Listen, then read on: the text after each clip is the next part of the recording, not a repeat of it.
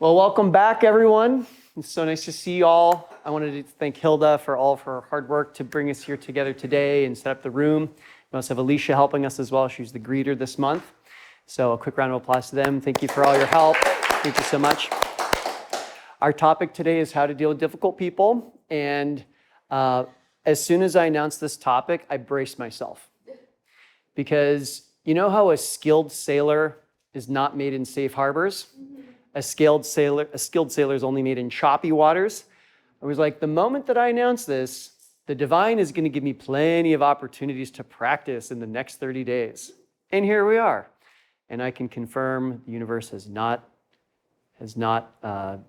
sold me short. Yeah. So for about a year now, I've wanted to do a roll-up of law firms where I'm buying different law firms, putting them together. And that journey started, I think it's actually 11 months ago.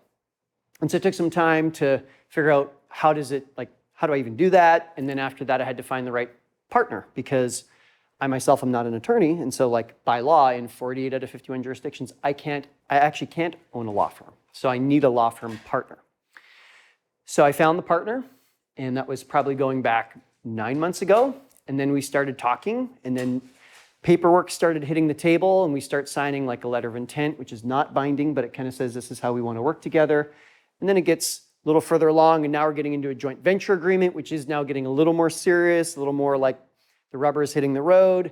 And then just this year, kind of the last 3 months, we've gotten down into asset sale agreement, operating agreement, the real consequential stuff. Once you sign that, it's not that you can't turn back, but it's now there's a real legal consequence, right? And even financial consequence as well. So it's been almost a 1-year journey.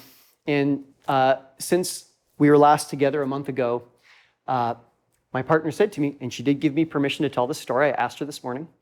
She said,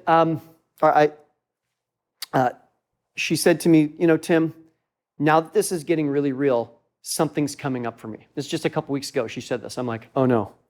Almost a year of work. What's about to happen, right? She said, I'm a woman. I'm an attorney. I can't tell you how many times I've been in a situation where I've had to work harder. I get judged differently. I get viewed differently because I'm a woman. And very reasonably, all along, we've been talking about how, Tim, you would get 51% ownership and I would get 49% ownership because you need some kind of counterbalancing to the fact that she's the attorney who has the law license and she holds all those cards. What cards do I have in the agreement? She said, I understand why we've said for 9 months now that you would get the 51 and I would get the 49, but now that it's getting real, I don't know if I can continue with the 51-49. So in my head, I'm going oh my goodness, is the deal dead? After 11 months of work, right? So come on in and come find yourself a comfortable seat. Great to have you. Now, old me of a decade ago would have been well, that's not what you agreed to, and that's not what we signed up for, and that's not, it's not right to change things at the 11th hour. No. That would have been the old me, right? Justifying, and I got to make sure that we stick to what we said. New me, thankfully, had the opportunity to take a breath and say, tell me more about that. Tell me more about that. So she shared her heart about why this really mattered to her. So I sat with that question and I thought to myself, how can I make this happen? So I said to her, can you reconvene tomorrow? I need to put some thinking in. She said, of course. So I put some thinking in and I asked myself 3 questions. How could this be win-win where I stay 51 and she stays 49? Nothing changes. Second question, how can this be win-win if it's 50-50 and I do give up the 1%? Third scenario, this one is extra interesting. What if we went the complete opposite way and I gave her 51 and I took only 49? And as soon as my mind opened that, I went, wait, that actually might be advantageous because if it's a woman-owned business, we can apply for grants as a woman-owned business and there's different advantages and award ceremonies, on and on. So I actually, because I was I'd received enough training in my life to remain, keep that emotion down and instead kind of stay productive. I was able to come up with answers for all three. And so the very next day we got together and I shared with her, here's how I think this could work in each of these three scenarios. And when I got to that third scenario, where she was actually 51 and I was 49, she was shocked, stopped in her tracks. I could see tears starting to form in her eyes, just a little bit. She said, "You would do that?" I was like, "Yeah, let's talk it through. Let's find what the win-win is here." And so the very next thing she said is, "You don't have to do 51. You don't have to give me 51. I'm not asking for that." I said, I get it, but let's be partners. Let's think this through. So as it stands right now, we just had a meeting this morning. We're actually settling at 50-50 with some other provisions. And there's like 2 tiny paragraphs we got to fix. And we're probably signing that agreement in the next 7 days after a year full of work. How close are you to this whole thing after a year of work exploding? In one hand, maybe we were a breath away from the whole thing being lost. Maybe. Or maybe, just maybe, there was no chance of it ever blowing up because we had 2 people at the table who both wanted to find a way. 2 people who both wanted to find a way. So today, we're going to talk about how to deal with difficult situations, like the one that I just described.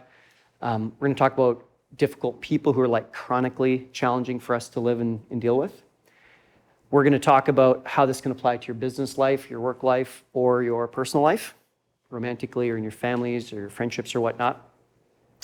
And whether you're someone who feels like you've had just a world of experience in this, or it's a relatively new topic, I have a sneaking suspicion there might be something here today, okay?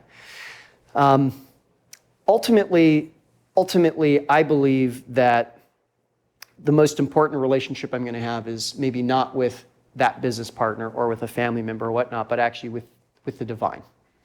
And as long as the choices I'm making along the way, as much as possible, I can look at the divine and feel like, hey, I acted in a way that was honoring. That's probably a great North Star for me to live with, right? Now, before we get into the specifics of what we're covering today, the exercise, I actually have 2, if not 3 exercises today. We're going to work on real situations that you're dealing with right now, privately, of course. You can have your own space to do those exercises over the next hour and 40 minutes or so. Before we do that, I actually wanted to share a really cool success story, but not from me, but from someone who attended last month's session, who took the lessons from last month, deployed them, and hit me up with a text message and said, "Hey, Tim, that thing you taught, I had like 3 really sticky situations suddenly come up, and I used what you taught, and it was an incredible experience." So I asked if this particular person would come up and share with us the win that they had gotten to show that this is not just theory, this is not just fun stuff, this is the real world. And I'm sure probably a lot of you have implemented. I just had the benefit of hearing from this particular person. So let's bring up Scott. Scott, come on up.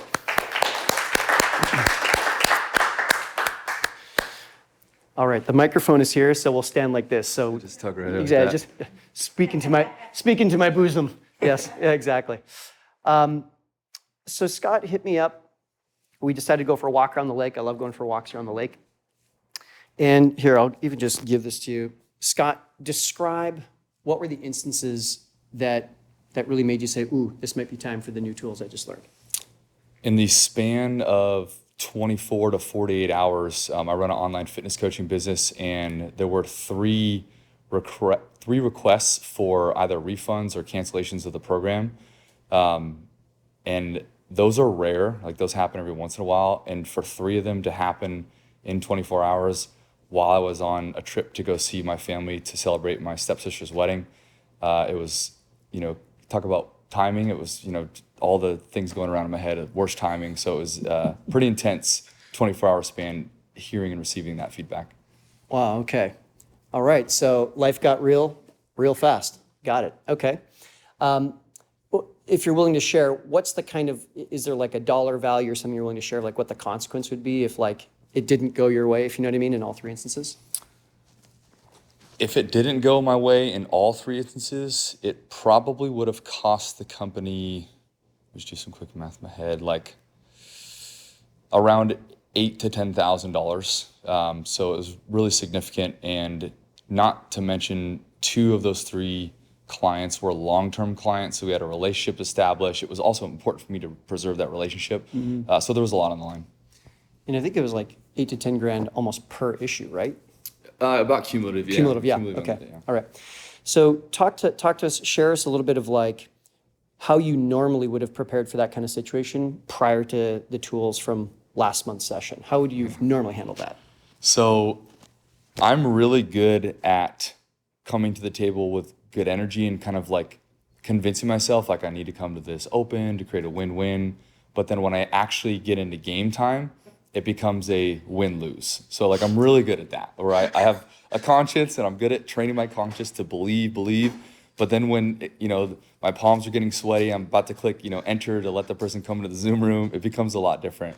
So coming into these conversations, it was like the intention was there going into it, but once it came onto it, it became like, okay, I need to save this contract. I need to do what's best for the business, and have, in the back of my mind, there's always that, if I need to, I can pull out the agreement, because, the agreement's very specific with these types of things, and it's, really creates if I'm being really honest, a win / not win. I wouldn't say win-lose, but not win for the client. So there's always that, so as a company protection. But coming on to these, I had good intentions, but the delivery wasn't always the best. And at the same time, I mean, you're helping people with something very difficult. And so for them to feel like they can't just walk away anytime, like that's actually good service, because if someone starts to feel uncomfortable, no, I don't like this diet or something, like, you want them to have a lot of reasons to stay and see it through, because they came for a reason. Yeah. So, this isn't just like Scott's the evil, like stroking his white cat, like evil, kind of entrepreneur type deal. Like, no, there's like some heart in there that really is beneficial for the client. Okay. So in the past, you'd feel sweaty, you're like, I think this is win-win. I'm not entirely sure. Then you'd start to kind of retreat into like defending the company and whatnot. Okay. So then what happened that had you say, hold on, maybe there's a different way? The thing that came to mind was Sattva, Rajas, and Tamas, what we learned last time, of like kind of the 3 and which one I want to be in and which one is the energy that I want to be in going into it. And what immediately came to mind was the example that I gave earlier of like my intentions going into it, but the game plan or the delivery doesn't always go the way that I wanted to. And so before each one of those calls, I took a breath to get in that Sattva energy and just like come to it very calmly, and still have a plan to go in place, but coming to the actual meetings of like, okay, like what are they feeling? What are they experiencing right now? Like, how can I get inside their world and truly see, are they coming from a place of true financial distress? Is it something that we messed up on? Are they just, are they not using the things and say, justifying why, I'm not using it much, so I can go, and really like coming to the table, like what are they experiencing, so that I could help guide the conversation to what is a true win-win, even if that means making the hard decision of a refund or a canceled contract. Wow, incredible. Okay. So you bring that new consciousness in, and for those of you that aren't familiar with the Sattva, Rajas, Tamas words, it's in English, it's Sattva is goodness, Rajas is passion, Tamas is ignorance. So goodness, passion, ignorance, Sattva, Rajas, Tamas. It's Sanskrit words from like thousands of years ago in India. Okay. So then what was the experience of the conversation for you in each of those instances, maybe in the aggregate, when you're coming from that goodness, that sattvic energy, instead of wherever you'd been before? I found that I asked a lot more questions. I really wanted to understand where they were coming from. I would go, instead of just asking surface level questions like, tell me what's going on in your world, it was just like, I would ask that maybe as an opener. They would answer a question. I'd go a little bit deeper. Tell me more about that. To really understand where they're at and truly like empathize, because each one of these conversations were a little bit different in what the client was experiencing. 2 of them being, financial distress, one of them being we messed up. And so especially that one, because there was a lot to learn from that, but it was really stepping into the world, reflecting back. I did a very good job at reflecting back, like, all right, what's the emotion, right? Emotion plus content. So that was kind of a script going in my head before going on these calls, like actually listen to them and then see if that's right. And I gave them, very much the opportunity, like, am I hearing you right, or am I like way off here? I like using that line just to give people the chance to be like, well, you are actually way off. Thankfully, that didn't happen, but it was very much going into it like, all right, step into their world, understand where they're at, and then use that as a way to, okay, which path can I take to see what the solution is, the best solution for both of us was. What do you think the experience was like for them? I want to think it was very calm and very mature, professional. 2 out of the 3, I like to ask this question, okay, before we hop off the call here, do you feel better hopping off the call than you did coming into it? And I just didn't ask the other one because that was the one where I ended up giving a pretty significant refund. But the other 2 who ended up, kind of skipping ahead here a little bit, the other 2 who ended up continuing with us, they both said, yeah, I feel really good and I appreciate you working with me. And that was great feedback of like, all right, like they feel good, like I did the right thing. And I felt good going off of those calls I felt much better going off of those calls, not just because the agreement was saved, but more so like, I was nervous because some of the stuff that I heard was just like, I don't know if I'm going to be able to get through this, even about all the stuff that I learned, but somehow, it persevered. Wow. So you didn't know how the call would go when you were going into the call, and even on a minute-by-minute basis, we don't know where this is going to go. We don't know where this is going to go. Yeah, it was tough. And just kind of letting go and saying, like, okay, I'm just going to be with this person. Okay. So in one sense, it matters. One person got a refund, 2 did not. Like, that's the commercial side. Mm-hmm. What's the lasting impact beyond financial transactions, though, both on you and maybe on the relationships, including maybe even the person who chose not to continue? I think the biggest impact is the person who chose not to continue, because that is really rare, and especially in an instance where we messed up. I think what's coming to me, what I appreciate about that situation is I was willing to let go. Like, it was very clear that was the right move, and I could have tried and strong-armed or kind of gave like a cheap refund option, but I went very on the generous side because my thought was, hey, even if she has this kind of sour taste about my program going forward, I want her last interaction to remember, like, all right, like Scott took care of me, or he was very professional, or, there's a little sliver of like, I probably won't join his program again, but, I appreciated that interaction. So I think that was the most impactful of all 3. The other 2, it was just that, man, no matter what financial distress a client could be in, or no matter what you maybe hear from, my coach that told me a little bit what to expect, no matter what I hear, go into these very open-minded and work on meeting them where they're at. Because even in an instance where one of them, I'm like, we've had like 4 of these conversations, and I'm like, this is the final straw. That even part of myself going into that call was, I don't know if I'm gonna be able to do anything, but I just needed to hear her out, and it completely changed the energy of that. And so I think between like doing the right thing and then, not counting your eggs before they've hatched, so to speak, I think those were a couple important lessons. Amazing. My last question for you is, what advice would you give to you of a year ago or so? Yeah, what advice would you give? If there's one piece of advice I can impart on myself a year ago, it's don't just say you're coming to the table with a win-win, like bring the energy that's coming to the table to the win-win. And I think in terms of tactical strategy, that's kind of the higher level. Tactical strategy is like, don't line something up right before these conversations. Stop doing what you're doing 5 to 10 minutes before. So not that you can just go over your notes, but you can get in the right energy. Because I chose to do that this time, when a lot of these times, because I've had multiple these conversations, I'm like, I know what's going to happen. I can do it. I really sat in the energy of, be with them and get into their world. And it paid off, not only because, the 2 of the 3 were okay, but even more so going back to that lesson was I felt really good about that. And I came out with a higher level of confidence. So in terms of like personal growth, I feel like I grew from that. And, sure enough, I had a conversation like that earlier this week that I kind of thought there's no way this is going to this is the 4th or 5th time I've had a conversation with this guy. He said like, I can't do this anymore. I'm done. I go on, I kind of take a shot in the dark with, like an offer. And he's like, yeah, that'd be great. Sure. And this guy, he's $7,000-8,000 in debt. He just got a new job. So he's really struggling, but I was able to find a win-win. And it worked out, and I brought that same level of energy. Like, okay, even though I felt this a couple of days before, before the call, prep for that. And again, asked him, hey, do you feel better coming off of this? And he's like, yes, thank you so much. I'm so glad to still continue working with you. And it was, we created a win-win. Amazing work. Ladies and gentlemen, let's go to for Scott. Thanks, Scott. Yeah, thanks. Thank you.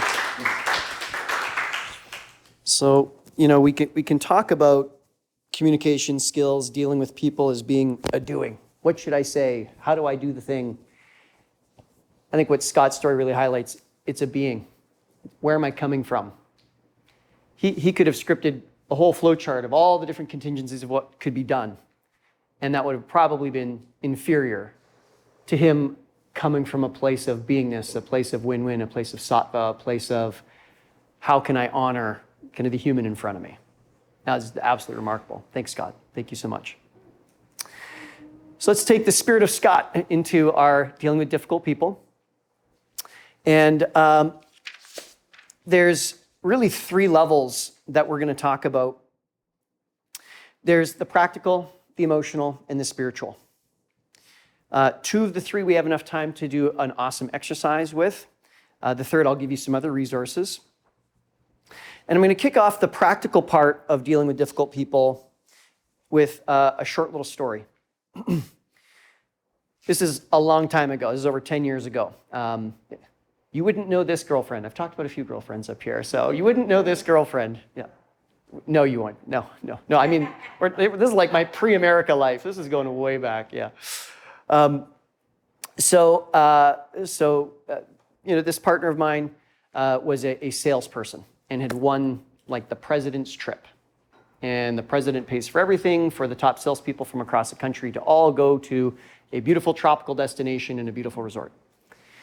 And there had been in the relationship kind of like some chronic challenges and just some friction.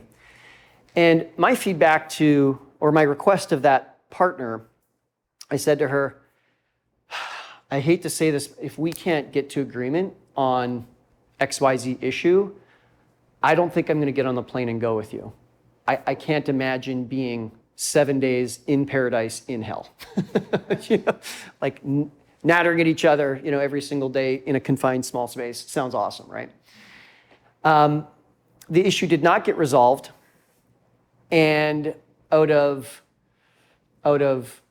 kind of shame, like if I don't go, she looks bad in front of her staff, in front of her boss. If I don't go, this money's going to be wasted on this ticket. If I don't go, this might be the end of the relationship. Oh my goodness, all this is churning, and the guilt of all that, I got on the plane. And I went, and it was just as horrible as I had expected. 2 fights a day at least, 7 days in a row, probably, I don't remember, probably in the airport on the way there and on the airport the way back. It was just friction. Is a huge part of it probably where I was at in my own maturity and consciousness? Absolutely yes. And if we were to do it all over again, I'd like to think there'd be a different outcome, one or another. And it was a situation where I just couldn't get through to the other side. I just couldn't get my needs met. I just felt so ineffective and frustrated. So, with that in mind, I'm going to invite us all to do an uplifting exercise, a fun exercise. Don't show your work to anyone. You're really not going to want to show your work to anyone on this one, okay?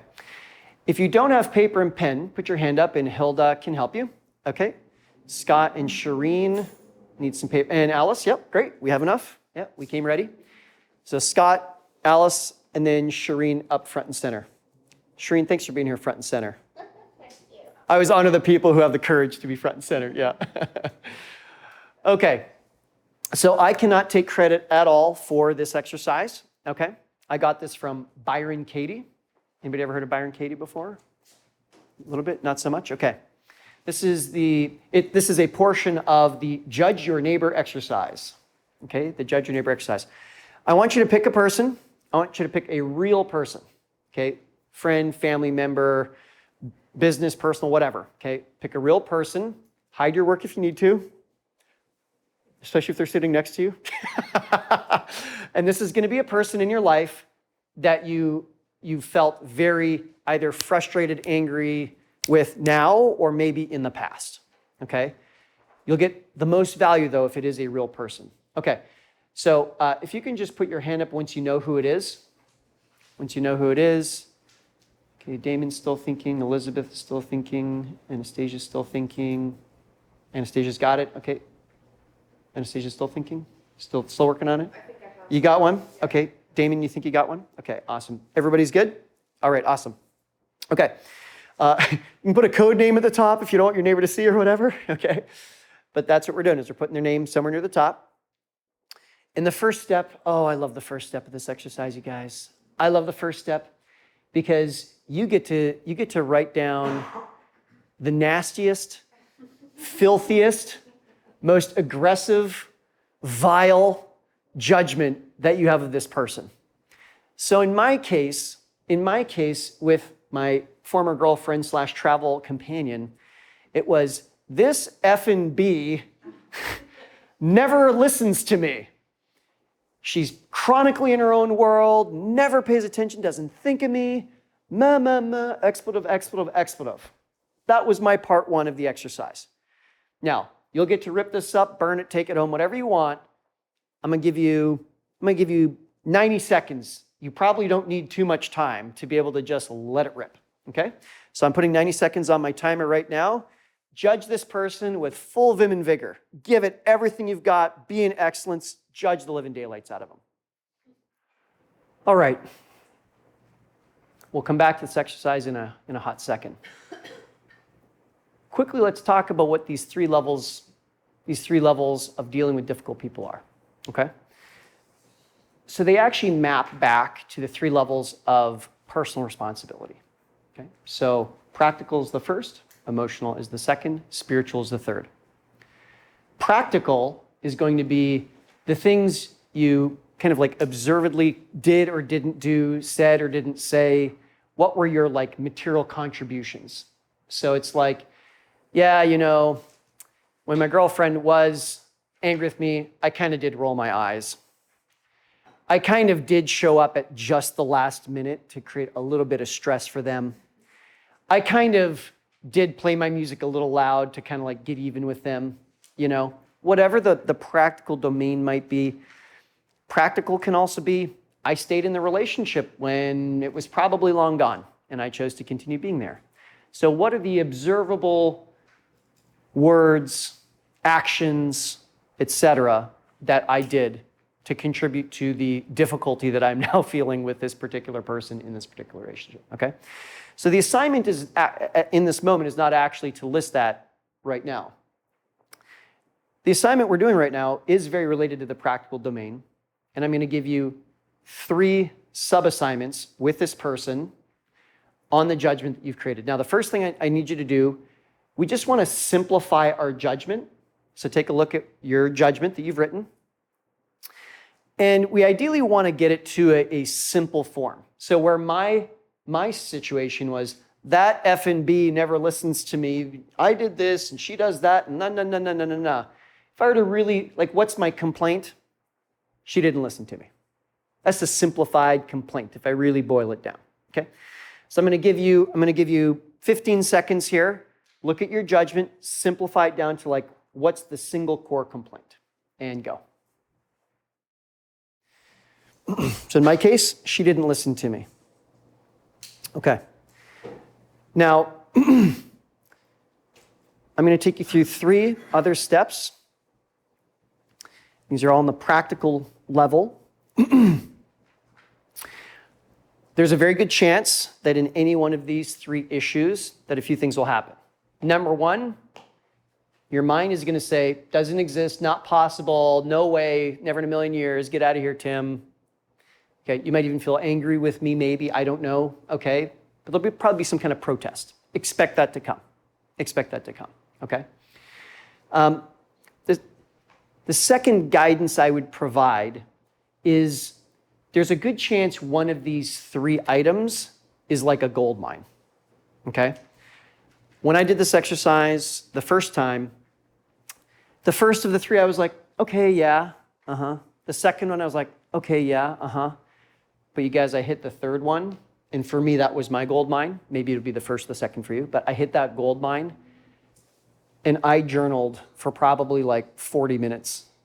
And all of a sudden, I could see a whole new world that I had not seen before. This whole blind spot in this relationship came into view, and it changed everything about how that relationship existed in my mind. Okay? So if you're kind of like, I'm not getting a hit on any of them, that's okay. We'll just roll the process. And obviously, as always, you're always welcome to continue this process after we're done here today, if you'd like to go deeper. Okay? I wish we had infinity time together, and unfortunately, that's just not the case today. Okay, so we've all got our complaint. In my case, it was, she doesn't listen to me. Okay? So Byron Katie calls these the turnarounds.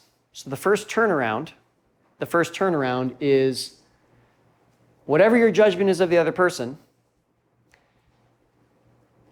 how have you actually done it to that person? So in my instance, she doesn't listen to me. What I want you to write down is, I didn't listen to her. So go ahead, on your piece of paper, write how you did it to them. Just the sentence, I didn't listen to them, I didn't consider them, whatever it is, okay? Then from there, once you've written down that you've done it to them, I want you to come up with at least 5 examples of why that's true. So in my case, I didn't listen to my girlfriend. Well, one way that I didn't listen to my girlfriend is she said, Tim, if we're going on this trip, I want to have fun. I'm with my staff, my teammates. I don't want to have any heavy conversations. Like, please, I've worked all hard to win this award. I just don't want friction. I didn't listen to her. I advocated. I couldn't wait till we got home. 7 days, twice a day, I advocated, no, right? So I didn't listen to her. That is a true fact. I did not listen to her on that request. And whether it was in that trip to where we went or the many, many, moments before that, it's true. There was many instances where I had not listened to her, okay? So write down, I don't blank to that person, and get me at least 5 real examples. 5 real examples. I'll give you 2 minutes and go. Okay. Our next step here, keeping in mind whatever your judgment is, your complaint, we're now going to do the opposite. So if my complaint of my past partner was she doesn't listen to me, then I want to write, she does listen to me. And I want to write down at least 5 examples of how that's true. Okay, so first thing I'm going to do, what's the opposite? The ABC, 5 examples of how that's actually true. Okay, I'll give you 3 to 4 more minutes. Off we go. Now we're going to go to the third and final part of this part of our exercise. Whatever your complaint is, mine was she doesn't listen to me. Third part is, how are you doing that to yourself? So in my case, she doesn't listen to me turned into I didn't listen to myself. And come up with 5 examples. What's one way I didn't listen to myself? I got onto the plane. I said I wouldn't do it, I didn't listen to myself, and then I got on the plane. 3 minutes. Please find me at least 5 ways it's true that you're doing this to yourself. Okay. If you need to finish a thought, you can.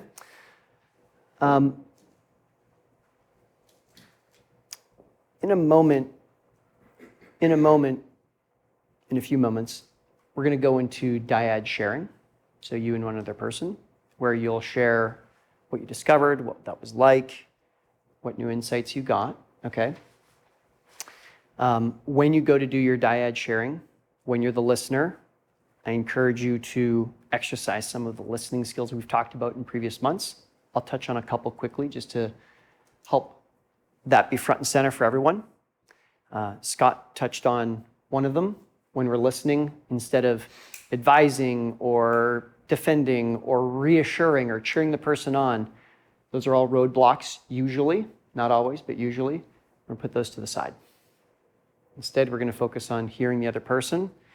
Listen for what's the emotion that they're sharing. I feel frustrated, I feel sad, I feel disappointed, I feel resentful, whatever the feeling is.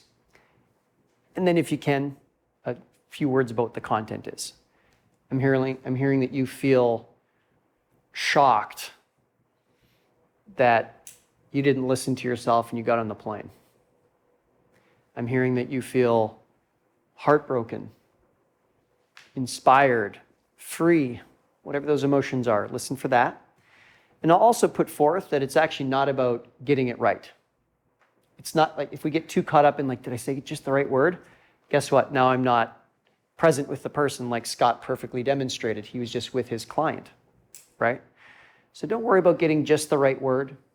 We want to instead embody that goodness energy, that sattvic energy when we're listening.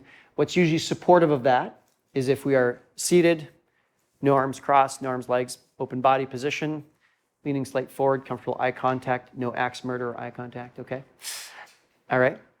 And generally if books and pens are to the side, we don't have anything kind of on our lap, okay? So in a moment, I'll say go. I think we're an odd number here. 1, 2, 3, 4, 5, 6, 7, 8, 9, 10, 11. I don't know, are you guys together or she's doing her own thing? Oh, are you guys going to go together? Yeah? Okay, all right. Well, so I'll give you guys 5 minutes in total. At 2.5 minutes, I'll ring the bell and switch roles. So quietly before you get into it, let's get into our dyads and I'll give you a little bit of instruction, okay? So let's get into dyads. So if you're listening first, ideally open body position, ideally pens and notebooks to the side, slight lean forward, gentle eye contact, listening for emotion, okay? 2.5 minutes and go. Switch partners, please, switch partners. Sorry, same partners, switch roles, switch roles.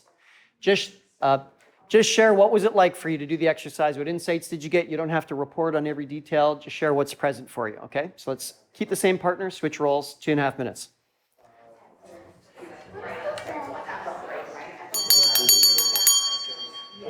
All right, let's bring it in. Let's focus in, please, and thank you. All right. All right, so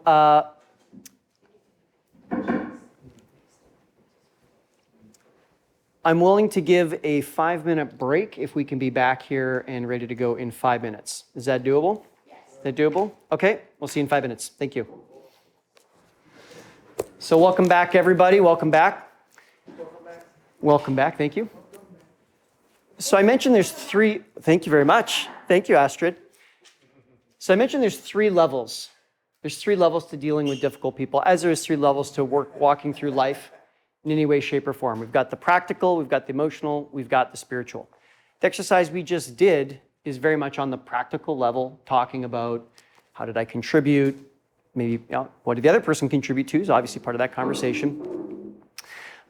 A book that has been absolutely sensational for me to look at all 3 levels, not just the practical, but the practical, emotional, and spiritual, is this book, Relationships at Work by Dr. David Wolfe. Highly, highly, highly recommend you get a copy. I first read the first edition like 16 years ago. It has helped me in every situation, from the bedroom to the boardroom. It's been very, very, very handy, okay?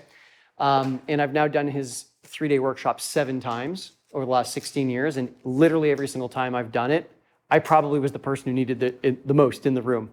I say that from a place of like, there's layers and layers and layers and layers to learning. Yes, it includes practical things we can do like reflective listening, avoiding roadblocks, some of the things we just talked about. It goes so much deeper than that, and it's not just communication skills. It's also, what is my contribution to the situation? It's also, where am I playing small? Where would I be able to take things up a notch? So this book is absolutely sensational. Relationships That Work. David B. Wolfe. This is the 2nd edition. A couple tools I'll flag in here that I find to be particularly relevant to what we're talking about here today, dealing with difficult people. Yes, of course, the part on good listening skills. There's also the 5 A's to apologize in here. I demonstrated that in month 1 when you guys were here a few months ago. Really, really elegant way to be able to handle a broken agreement if you yourself have some cleaning up to do. Very, very, very, very handy. Another tool in here that I find to be incredibly helpful is, the win formula. So if you find you're having a tough time asking for what you want in a particular relationship, again, could be work, could be personal, the win formula can be a way to give us a framework to be grounding, centering, and give us maybe some of the courage and honestly the conciseness. When the win formula is done well, it's usually not like a 5-minute explanation. It's usually pretty clean, right? The W is what happened. The I is inside feelings and experiences. And need is what do I need next? Okay. I'll give a quick example. Someone who's part of this community, her name is Leva. She's like, Tim, you got to talk about this. Okay, Leva, I'll talk about it. So for her, when it came to the WIN formula, something that was really, really helpful was following with kind of rigor the process, because it really caused her to take a look at the difference between what actually happened and her interpretation of what really happened, right? So Dr. Wolf gives a great example in the book. Let's say there's a husband and a wife, and the husband arrives home late from work for like the 10th day in a row. And the wife is like, oh my God, the agreement was that you'd be home by 6 p.m. so we could do the dinner thing together, and it hasn't happened like 10 days in a row, right? And so the wife is like, finally had enough, and husband comes home an hour later on that 10th day and says, and the wife says, you didn't call me. Now, is that actually a clean representation of the W?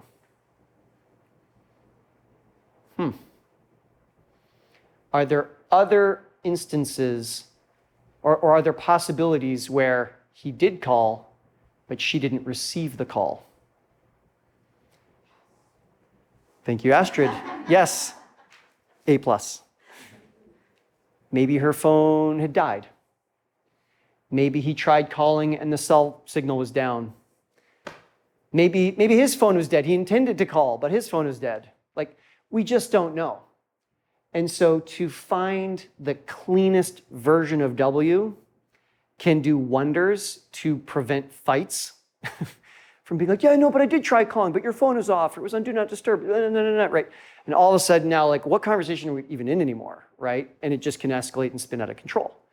So learning the WIN formula, getting so clean, so clear, so tight on what's the true W, what's the like 1 to 3 inside feelings. You know, I feel disrespected, I feel frustrated, I feel resentful, okay? And then sometimes it can be tough for someone to help us get what we want if we don't tell them what we need. Dr. Marshall Rosenberg, in the amazing book, Nonviolent Communication, he calls it a clear request. Oftentimes, if we can come with a clear request, our odds of getting our needs met is a little higher if we can be clear about what we need, okay? So that N is what do I need next? So maybe the wife's WIN formula would sound something like, earlier today, today we had an agreement that you'd be home by 6 p.m. and if you're going to be late, you would call. I did not receive a call. True and true. There's no disputing that. No third party would have a different opinion. That's just what happened, right? Inside, I felt frustrated. I felt abandoned, that here I am cooking dinner all alone and I don't have my partner with me. What I need next is I need a backup way for us to communicate. If it's a payphone on the side of the road, that's a very old example now, but insert whatever the need is.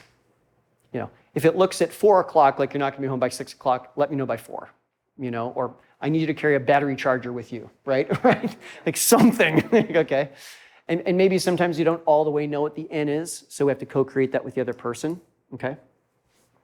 So like what a beautiful, sublime, lightweight tool we can use to ask for what we need, right?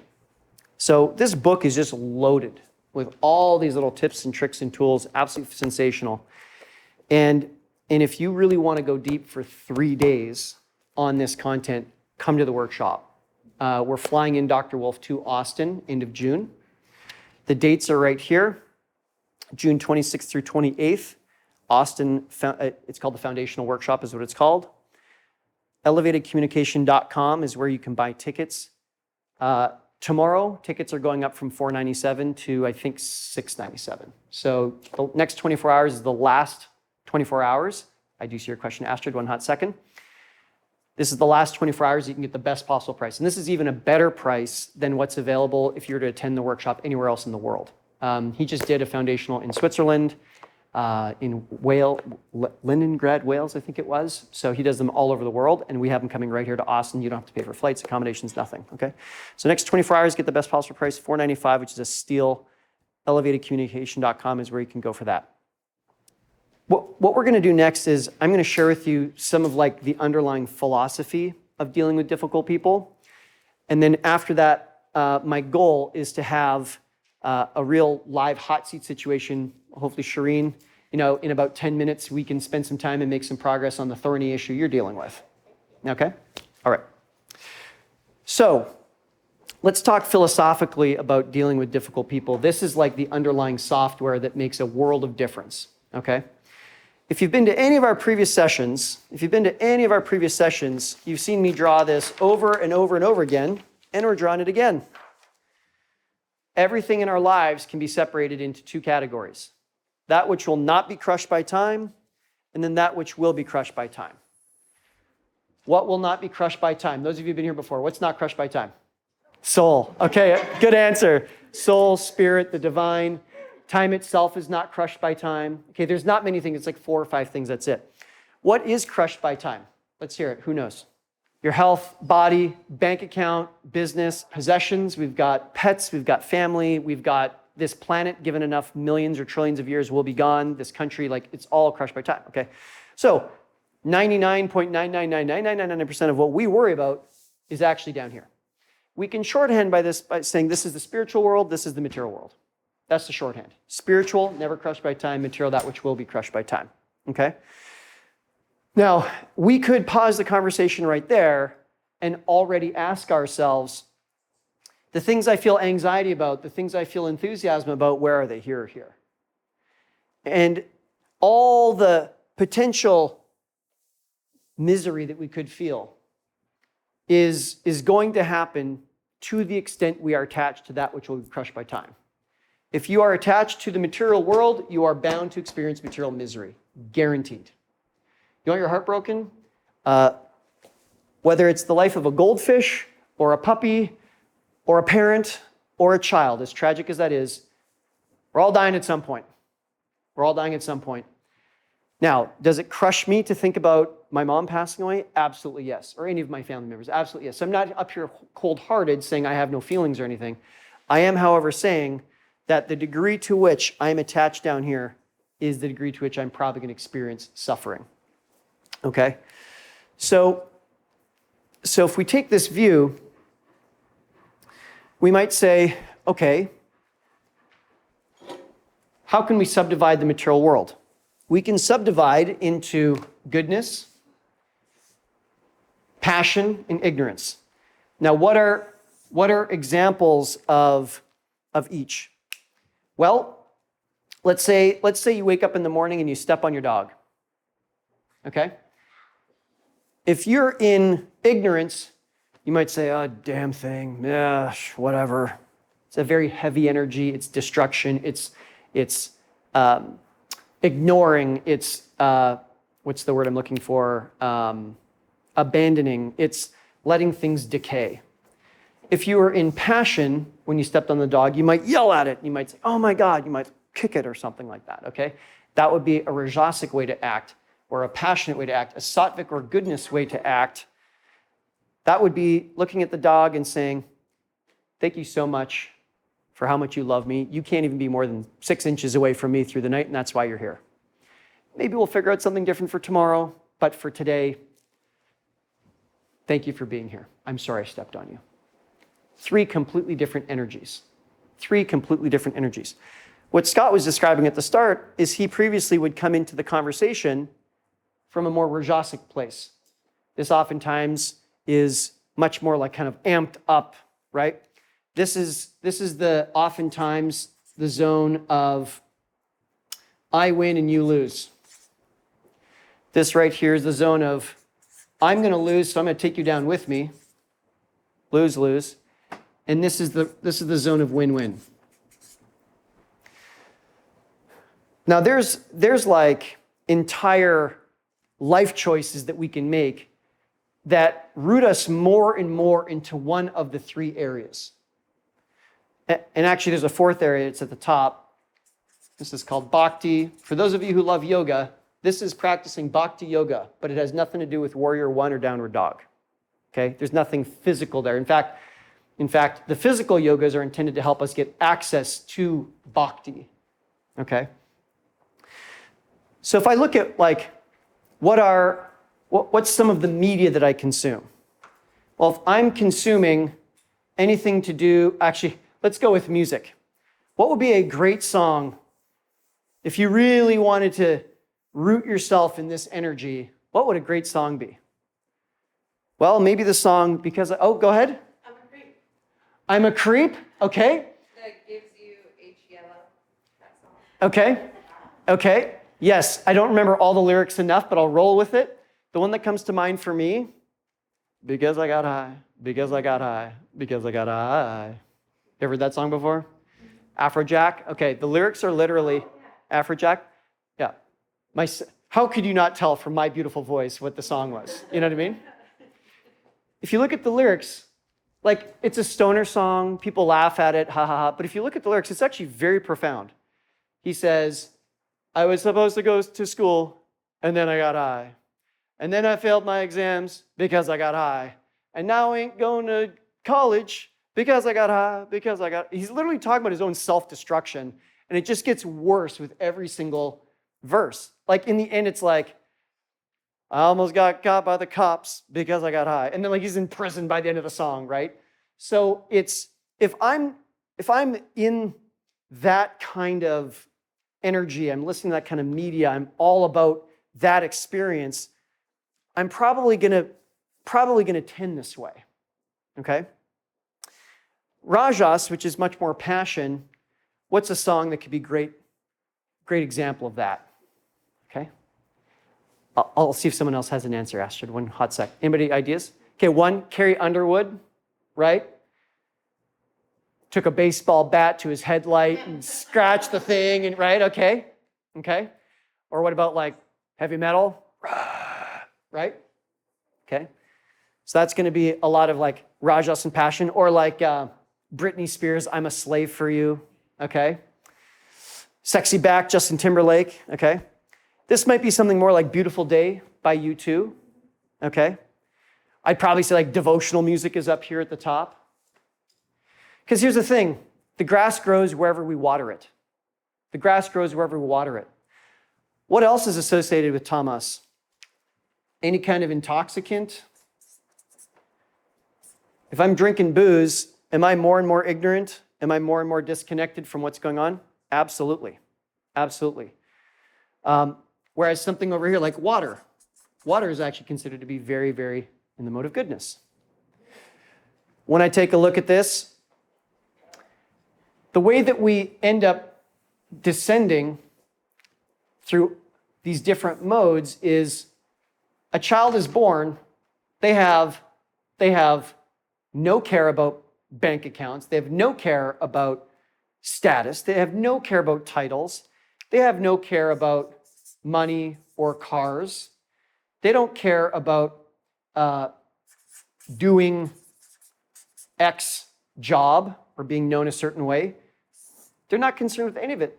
But then they get a little older and they start being in this zone, and then the parts that are not their bright shining diamond, the parts that are more their like ego and intelligence, it's like, oh well, so-and-so got a bunch of attention today, ego. Well, I want to be on the football team too, or I want to be a cheerleader, or I want to be the lead singer of the band. And so then we start getting into this zone. And guess what? Not everyone gets to be the lead singer. Not everyone gets to be the quarterback. Not everyone gets to be the star salesperson or the perfect mother or the whatever. So when we get frustrated because we're not getting what we want here, what do? We have some drinks, we get stuck in sports or YouTube or whatever, and we end up burying ourselves here. Do you think it would be easier to have that really tough conversation with someone if most of our day we're in this energy, or this energy? Obviously, this energy. Scott shared how going into the conversations, he took like 10 minutes to just breathe and get connected, okay? This regulation over here is a massive contributor to how our difficult conversations are going to go. So today we don't have the time for it, but I would highly recommend that you take a bit of an inventory. I did this earlier today with myself. Somewhere where I'm guilty for getting into this zone and this zone. As a Canadian living in the United States, Obviously, the whole 51st state stuff, of the current American president wanting Canada to be part of the United States. Like, I don't know of a single Canadian who wants that, and it's threatening, and it's scary, and it's, as a Canadian, I don't have the luxury of saying, oh, it's just him being him. He's not really serious. We don't have that luxury. I mean, this is a person who has the nuclear codes and is exerting military force all over the world. So, I'm kind of like agitated, you might say, here. And so then I end up doom scrolling on YouTube about stories of like, oh, what's happening next? And then guess what? I end up staying up really late at night. Late nights, early mornings. And now all the conversations I'm in get harder and harder and harder because the grass grows where we water it. And so if I'm watering it here, how much harder is it to talk to my business partner or to deal with that challenging relationship dynamic? I'll just quickly touch on the middle of the three. I talked about, practical responsibility, emotional responsibility, and spiritual responsibility. Emotional responsibility, I really haven't touched on yet today. That's taking a look at, in what way do my emotions dictate my experience? I gave a story 2 months ago about giving a speech like 15 years ago, and a young man walked up to me and said, how much money do you make? And I was like, you're such a jerk, like that's so inappropriate. Like, hi, my name's Tim, what's yours, right? And I was really triggered by this. I also happened to be $300,000 in debt at the time and felt like a total failure in every single area of my life. I had previously been named one of my city's top 20 under 30, and now I was on the verge of bankruptcy. Awesome, right? It was a sore spot for me. Because why? Because I was so tied up in passion, so tied up in status and ego that I was suffering. 10 years later, total fluke, someone walks up to me after another presentation and says, how much money do you make? And I was just like, enough. No judgment of the other person, no anger, no, you know what I mean? It was just there's just nothing there. Now, I had done tremendous personal work in those 10 years. And I'd also paid off at that point probably 280 of the 300 grand. So that helped too, you know what I mean? But like, my relationship with failure had completely changed. My relationship with money had completely changed. And so again, in Dr. David's book, he's got something called grungies and payoffs. This is where I say, where do I have a persistent emotion I don't like? Jealousy, anger, resentment, frustration, et cetera, et cetera, et cetera. Feeling it for a little while makes sense. We're human. When it's weeks and months and years and decades later, at some point, how much are you willing to keep living with that? There's an absence of taking responsibility for something. Dr. Wolf's book will guide you to that, okay? So we've talked about practical, both in terms of our turnarounds exercise. We've talked about practical in terms of what you can do, in terms of the 5 A's to apologize, the WIN formula, reflective listening, avoiding roadblocks, all practical things that you can do. And those practical things, in addition to the emotional part that I just touched about, the more that we're in excellence there, the easier that it is to get to here, and the more that we can bring that out in other people. For example, I shared the story of my business partner, where instead of saying 51-49, 49-51, 50-50, whatever, and being like angry about it, because I was here, she also felt like she could go there. I could lead in that kind of open energy, goodness kind of way. Is it a guarantee that the other person will come back with kumbaya? Absolutely not.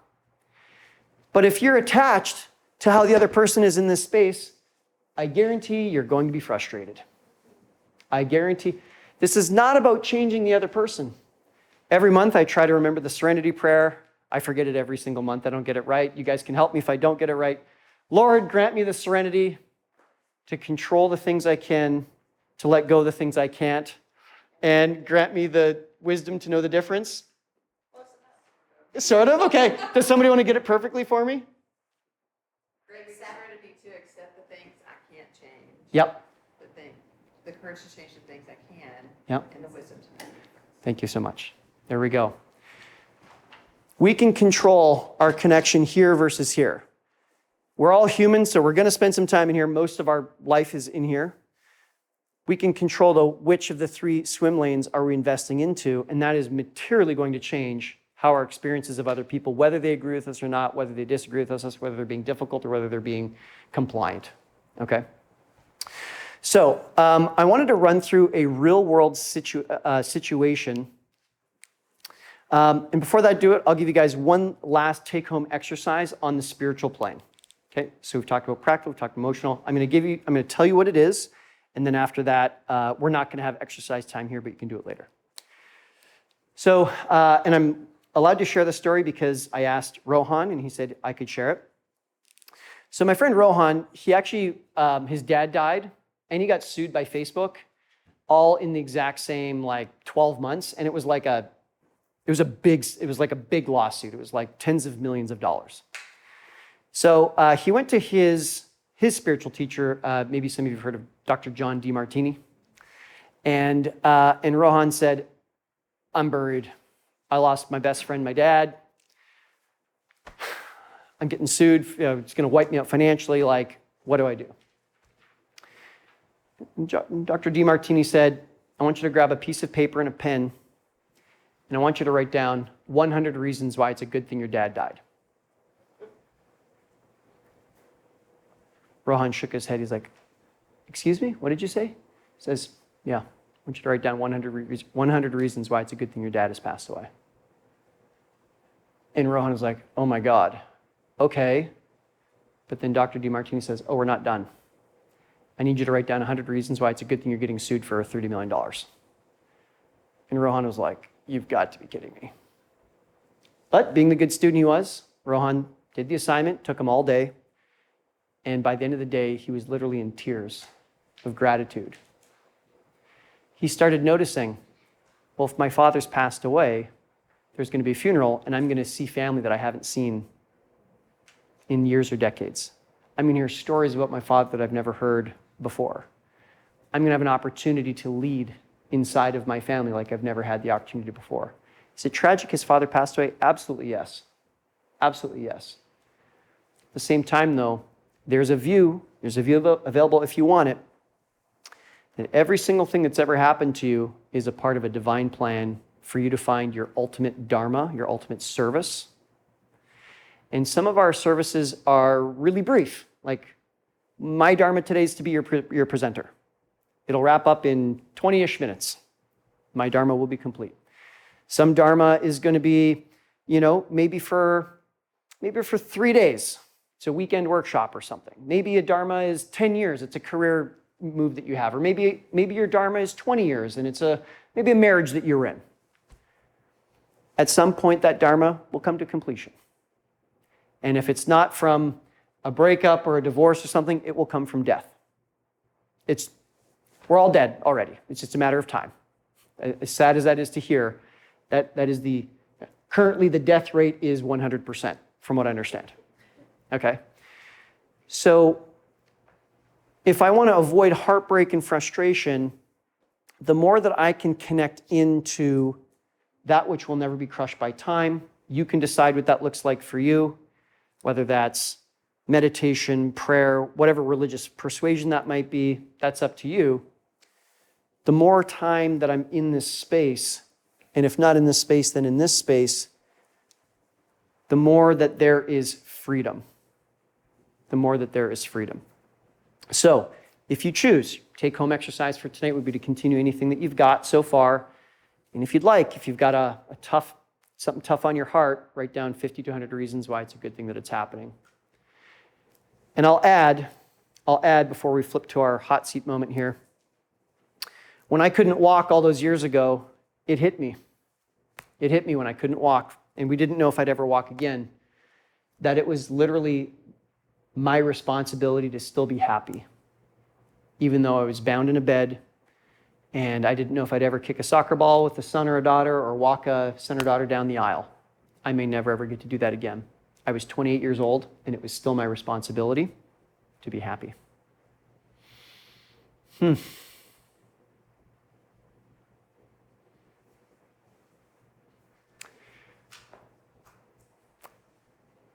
Shireen, let's grab 2 chairs. Let's do a quick little hot seat situation here. Can I ask a question quickly? Sure. You started a phrase saying, take inventory, and then you skipped to something else, so I was. Yeah.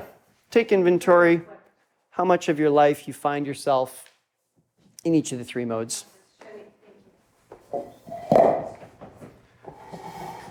I didn't set you up with a share. What a bad host I am. I'm sorry. I'm sorry. You want matching chairs? Nope. Just come have a seat. All right, let's talk about a relationship in your life, Shireen, where you're having a tough time and you want to jam on it. Yes, so I have a current situation going on. I have fortunate enough to have a 103-year-old grandmother who lives in Tennessee. And she, for 103, is quite capable, lives in her home still, and within the last 30 days has had to move into caretakers coming into the home. So that's the new thing we're navigating. It's quite costly to have full-time care in the home. And she has the resources to pay for it, but doesn't want to pay for it. And so we're having to navigate those conversations. Okay. So you've got an elderly mother? Grandmother for me. Grandmother. Okay, good. An elderly grandmother. She's got the money to get full speed, full size care, and she doesn't want to pay for it. Correct. Okay. She wants the care. She doesn't want to pay for it. Okay. What from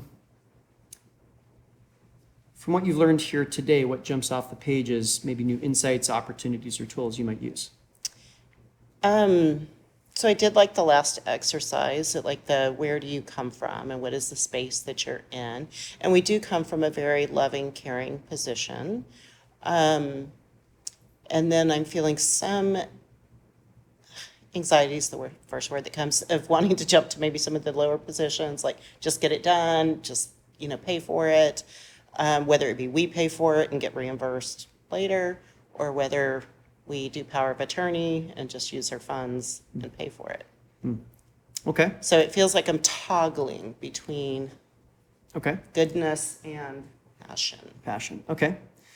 So let's operate from goodness, from win-win. Okay. There's 2 parts to a win. You and the other person. Yes. Okay. I agree. So if you're to speculate, what's a win for you and what's a win for your grandmother? So when you say that, and sitting here in this chair, I think the win is actually the same. And it is that she pays for her care. The reason she doesn't want to pay for it is because she wants to give it to us in inheritance. And we want her to be cared for in her current, however long her life is going to be.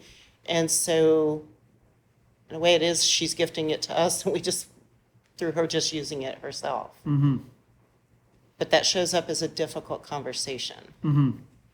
Because she doesn't, my perception is she doesn't see it that way.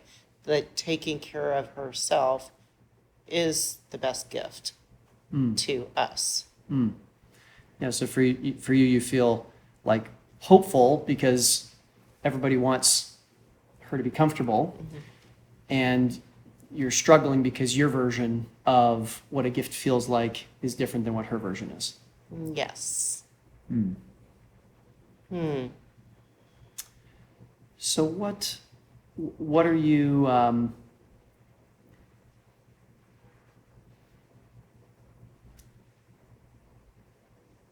what's the most important thing to you? What's the most important thing to you in this situation? So the most important thing for me in this situation is for her to be, she lives in Tennessee. We don't want to move to Tennessee. We don't want to move here, so that she has the care that she needs there, that she can live comfortably in her home. And then I'll add, not that you asked, but one of the things on the table, we've dealt with my other grandmother and learned a concept called compassionate lie, and through some assistance. And so there is, my mom has power of attorney And she has a whole investment account that she doesn't look at on a regular basis. And so then it's like, do we just pay for it? We found the money through a policy that will take care of you. You don't have to worry. But that is a lie, because it is still her money. Okay. Something that's a really great open-ended question is, what are the pros and cons of that? Great open-ended question. Okay. So what would be the pros and So cons? the pros, it sounded really good in the beginning. Like, it'll just keep her happy. She'll just be kind of oblivious and just rest easy at home, enjoy the care. We get to feel good because we're not having to fund it. We're not having to pay for it right now. The resources are there. My grandfather set up a trust so that she could be cared for. Then the cons are that's a lie, and that feels deceptive and not honoring. She's still of sound mind, and also unrealistic. Like, she wants full-time care in her home, but wants to pay $3,000 when it's 15. Yeah. You feel conflicted because it could be a real elegant, not rocking the boat way. Yes. Yeah. That felt very lovely. Don't Yeah. rock the boat. Yeah. And at the same time, you're like, by the letter of the law, this is a lie. And you don't like the idea of lying to your grandmother. Correct. And what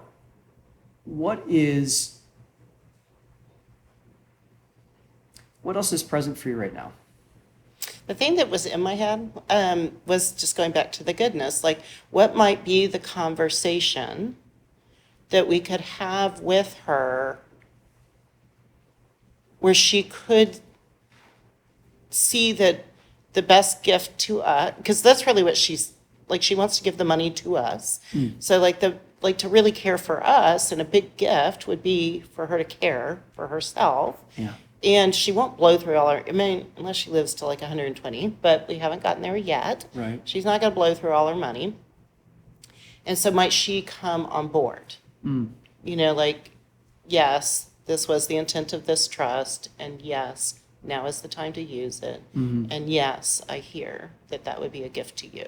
Right. So you're noticing. That's my thought. Yeah. Yeah. So you're noticing that if you shared your heart Yes. about what would feel like the greatest gift to you, that maybe she would understand that spending the money today on her care actually would be the most precious investment of Yes, all. that would be my hope. And I think she could come around to it. Okay.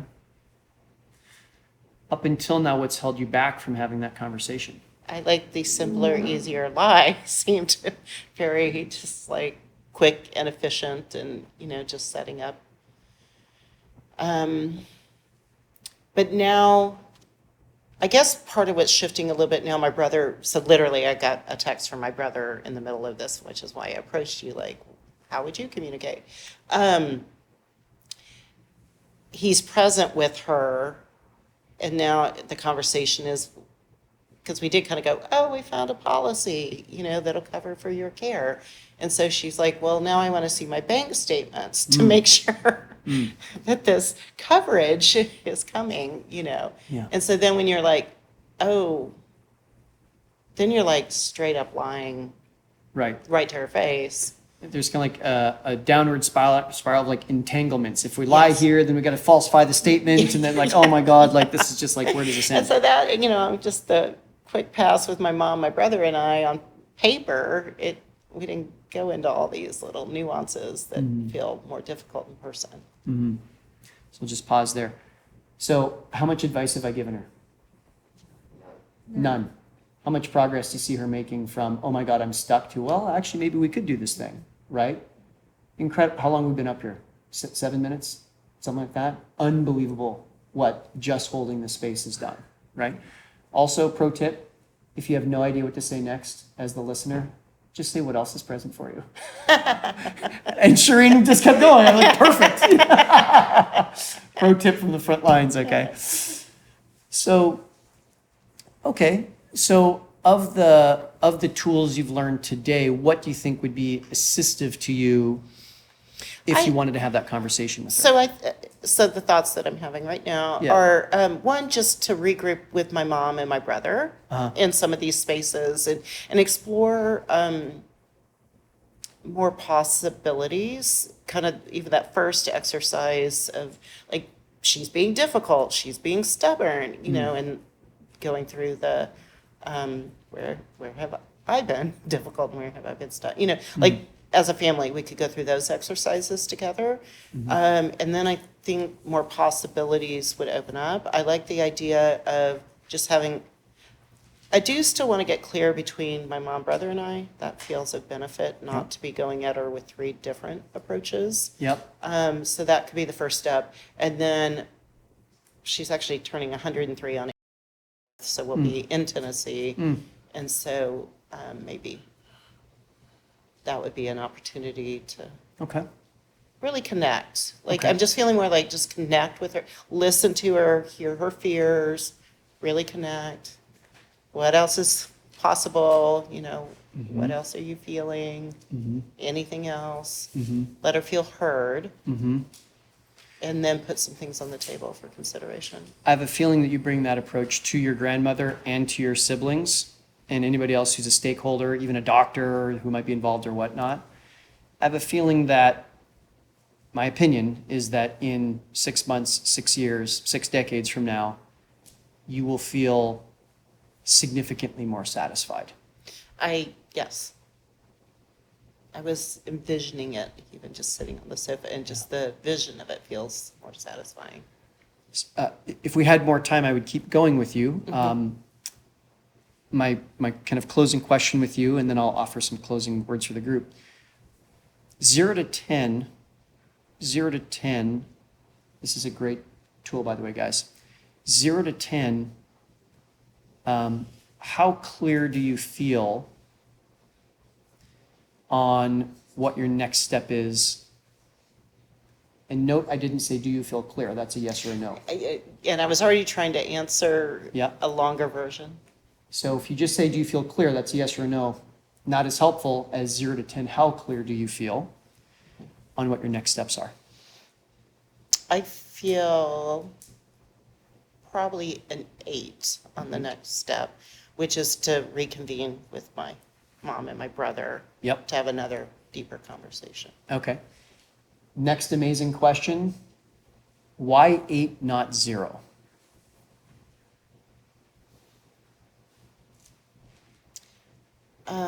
Why 8, not 0? I guess just because I have some clarity, like I can already see it in my head. Like we'll have to find a time. We'll sit down. We'll talk. I'll use some of the tools. 0 would feel like hopelessness or Right. just no thoughts, dead. So you're feeling some new clarity. Nice. Next amazing question after why 8, not 0 is why 8, not 10? That's where I thought you were going to go first. The why 8, not 10 is I still have a little bit of self-doubt in myself of will I follow through? Will I take an easier path? Will I stand for, for the family in a new way? And so that's why I couldn't say 10. Okay. If we had more time, I would work with her from the place of that doubt that you have about actually following through, what would be supportive to you to take the action that you know you want to take or that you've said you want to take. We might introduce something like an accountability structure. Could be with me or with someone else in the room, or it could be some kind of incentive, or is there some kind of book or chapter I can, you know what I mean? Like just something like that. So, but we will leave it there for now. Okay, Thank you, Shireen. Thank you. Let's go, Shireen. So a couple closing thoughts. Here.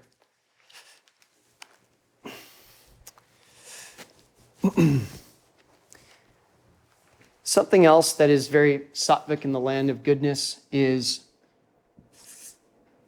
where can I put this? Yeah.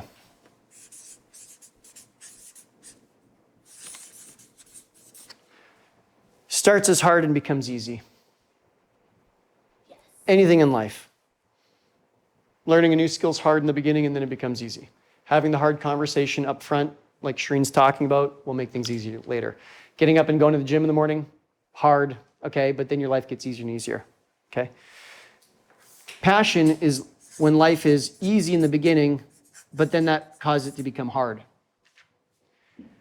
You know what is really great? More candy. That's great. That's easy. The tongue is satisfied and excited and satiated. Oh my God, I love that candy, or that, extra 5 minutes of social media, or the whatever. But guess what? My life gets harder and harder and harder the more that I go and do that. That which begins as hard and ends as hard is tamas. Starts as easy, ends as easy. Usually bhakti. This is the sweetest taste. Every human being, this is going back to Dr. Marshall Rosenberg in Nonviolent Communication, every human being acts in a way that they perceive to be in their best interest. Whatever they think their best options are is, and for some people, it is fighting because it protects against some kind of hurt of the past, or other people, maybe it looks different. So the sweetest taste is going to be here, and the more that we can pay the price up front, the more life just gets easier and easier and easier. So to summarize, we've talked about practical, we've talked about emotional, we've talked about spiritual. In the practical, we talked about our assignment with Byron Katie, 3 turnarounds. I also gave you a number of practical level exercises from relationships that work. In the emotional, more exercises from relationships that work. We talked about where am I making things mean things that are not necessarily true, and my emotion is kind of driving the bus here. And then in the spiritual, we've talked about how can I be moving ever more this way. And I also gave you the John D. Martini exercise to say, what are 100 good reasons why this thing that's uncomfortable isn't happening? Because here's the thing. If you are going to be the uncontested author of your life, that means even the hard things, even the frustrating things, even the difficult people, you are still responsible to be the uncontested author of your life, even in front of those people and in those situations. And there's a very good chance that what we resist persists. And so if you have the same kind of relationship, the same kind of frustration over and over again, there's something where your responsibility has an opportunity for an upgrade. Hey, thanks so much for watching. To get tickets to our next 3-day workshop, head over to elevatedcommunication.com. To subscribe to my newsletter, you can go to executiveclub.substack.com, where I share insights on leadership and other scaling ideas to help you on your path to $100 million. Again, that's executiveclub.substack.com for the newsletter. And to purchase tickets to our next 3-day workshop, head over to elevatedcommunication.com. Thank you so much. I'll see you in the next one.